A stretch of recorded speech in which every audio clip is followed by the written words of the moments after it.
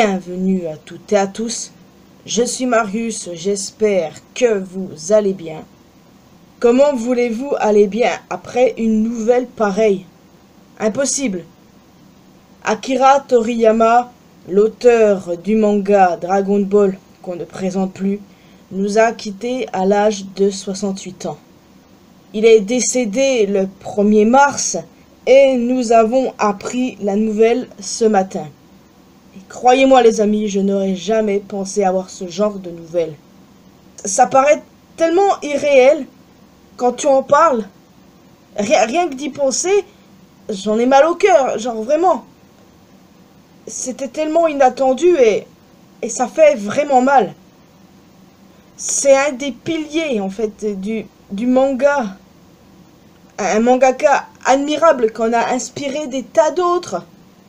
Je parle notamment d'Eiichiro Oda et du mangaka de Naruto. Franchement, je suis désolée de ne pas me souvenir de son nom. M'en voulez pas. C'était un pilier. Puis d'ailleurs, ces derniers lui ont rendu hommage. J'ai lu les messages. Ça fait mal. Ça fait vraiment mal. Alors non, je ne partagerai pas ici les causes de sa mort. C'est totalement irrespectueux. Et si vous voulez en savoir plus, renseignez-vous en faisant des recherches. Là, je partagerai pas la cause de sa mort ici, les amis, désolé. Alors, quand tu te réveilles avec ce genre d'informations, c'est pas agréable du tout, ça fait très mal. Et ça te fait davantage comprendre que la vie est imprévisible, que tu dois profiter de chaque jour comme si c'était le dernier, et que ça peut arriver à n'importe quel moment, à n'importe qui. Donc, profitez bien de vos proches, hein. Faut pas savoir de quoi demain sera fait. Maintenant, on va essayer de passer à quelque chose de plus positif, même si c'est dur. Je vais évidemment vous parler de One Piece. Après tout, de base, je suis là pour ça. Notamment du tome 108, qui vient de sortir au Japon. Et comme d'habitude, je vous partage les infos des SBS. Comme d'hab, il y a des choses intéressantes. Alors, je vais essayer de vous remonter le moral du mieux que je peux et de remonter mon moral moi-même. Ça va être compliqué, mais je vais essayer. Alors, déjà, Oda a dessiné 3 choses assez marrantes. La première, c'est Saint-Figarland Garling, s'il laissait ses cheveux et sa barbe pousser plus longtemps. Autant vous dire que le résultat est pas ouf. Il a aussi dessiné à quoi ressemblerait Ivankov s'il avait mangé le fruit de Kaido. On n'est pas passé loin d'avoir un Borrowink, les gars. On peut remercier Big Mom pour ça. Et il a également dessiné l'épée de Roger, Ace, sous forme humaine. Kamusari. Oh mon dieu. Ensuite, un lecteur a posé une question liée à Big News Morgans. Oda a confirmé qu'il n'y a pas d'espèce d'oiseaux parmi la race des Minks, qui est une race composée d'animaux humanoïdes aux poils moelleux, et que Morgans a mangé le Toritori Nomi modèle Albatros. De plus, le mangaka se demande à quoi ressemble sa forme humaine. Bon, ça c'est vrai, on le savait déjà grâce au databook Vivecard, mais à mon avis tout le monde ne le savait pas, raison pour laquelle Oda en a parlé en SBS. Sinon, imaginez 2 secondes, on a déjà vu la forme humaine de Morgans par le passé. Imaginez 2 secondes. J'avoue que j'y pense souvent depuis que j'ai lu les SBS en me disant, s'il dit ça, c'est pour une raison. C'est peut-être un personnage qu'on a déjà vu par le passé. Je ferai peut-être une vidéo sur Morgans, moi, un de ces jours. On verra bien. Ensuite, voici ce que Oda a répondu lorsqu'un lecteur lui a demandé si la raison pour laquelle Mihawk était appelé chasseur de marine par le passé est liée à pourquoi il a rejoint les Shichibukai. Mihawk est une personne qui a de la rancune envers les marines et qui a connu une grande trahison. Comme Crocodile, il ne fait pas confiance aux autres et le fait d'être membre des Shichibukai signifie qu'il ne sera pas poursuivi par la marine. De ce fait, il aura la paix qu'il souhaite tant. Mais comme ce titre n'existe plus désormais, L'idée est de se cacher derrière l'ombre de Baggy. Bah, en même temps, je peux comprendre qu'ils veuillent être tranquilles. Moi, parfois, je suis dans ce mood-là. J'ai envie d'être tranquille au max. Et qu'on vienne pas me faire chier. Oui. Sinon, quelle grande trahison. J'avoue que ça m'intrigue. Et j'espère qu'on en saura plus dans le futur sur le personnage de Mihawk. C'est un personnage beaucoup trop intéressant. Mais pour certains, c'est une fraude. Quand je dis certains, c'est notamment les pro-Shanks. Mais bon, franchement, c'est guère inutile, là, c'est vraiment de la merde. La fille qui a serré Shanks dans ses bras à Elbaf est Linaria des Butterfly Pirates. Elle a été sauvée par Shanks lorsqu'elle était enfant et à partir de ce moment-là, elle a commencé à l'idolâtrer et est devenue pirate. C'est une dangereuse pyromane surnommée Catching Fire Linaria et son slogan est « Je suivrai Shanks ».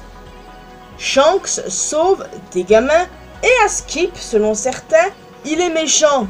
Soyez sérieux 2 minutes les amis. La raison pour laquelle Kinderella a voulu épouser Wapol est l'argent.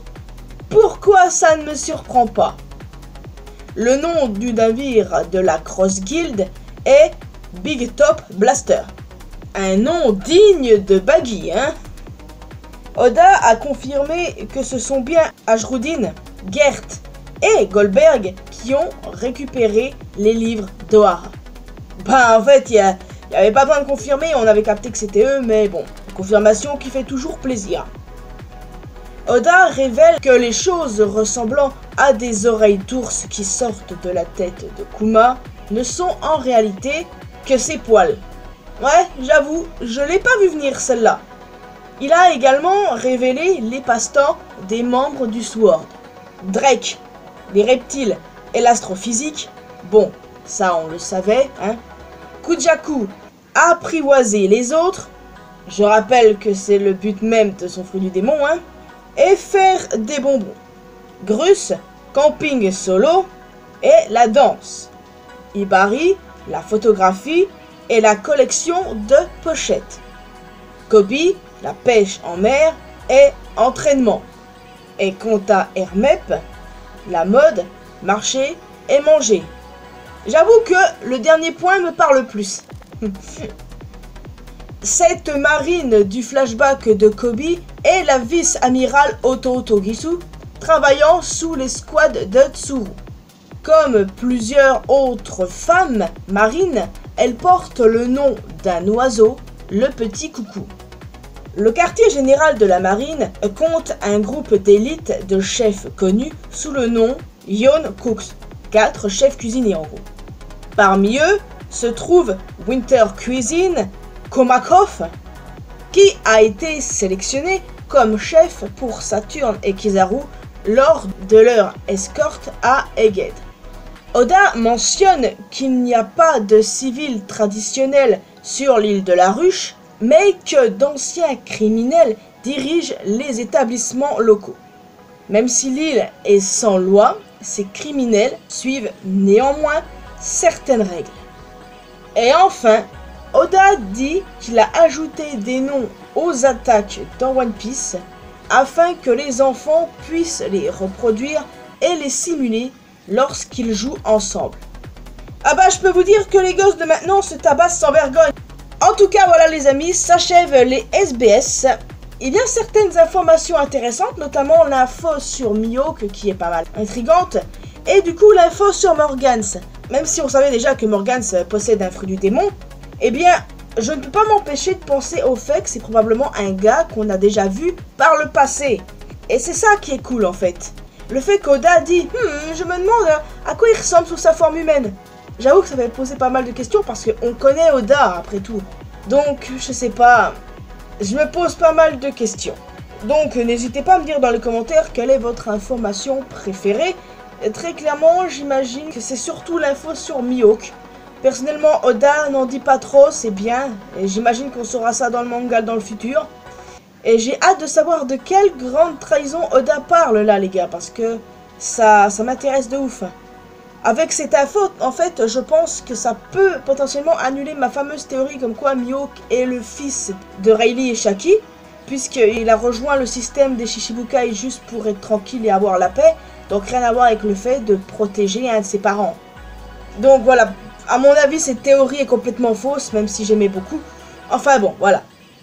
En tout cas les amis, il est temps pour moi de vous laisser ici. J'espère que vous avez tout de même apprécié cette vidéo. J'ai commencé sur une note triste, effectivement. J'étais obligé d'en parler. Parce que Dragon Ball, honnêtement, j'aime beaucoup. Et avoir appris le décès du mangaka, ça m'a fait vraiment quelque chose. Et ça m'a embrouillé pas mal les idées, j'avoue. Tout ce qu'on peut se dire de positif, c'est que maintenant, il ne souffre plus. Et en tout cas, c'est clair et net. On ne l'oubliera jamais. Aucun doute là-dessus. Donc voilà les amis, vous pouvez me laisser un commentaire en me donnant vos retours sur les SBS. Quelle est votre info préférée, celle que vous aimez le moins? En tout cas, personnellement, j'aime beaucoup aussi le dessin d'Iwan Clough en dragon, ça m'a bien fait marrer, ça j'avoue. Vous pouvez aussi laisser un petit pouce bleu, ça fait toujours plaisir les amis. Vous pouvez me retrouver sur mes réseaux sociaux, les liens sont évidemment dans la description. Et le plus important, abonnez-vous à cette chaîne ainsi qu'à ma chaîne secondaire pour qu'on puisse se retrouver dans une prochaine vidéo. N'oubliez pas d'activer la cloche notification, bien sûr. Bye bye!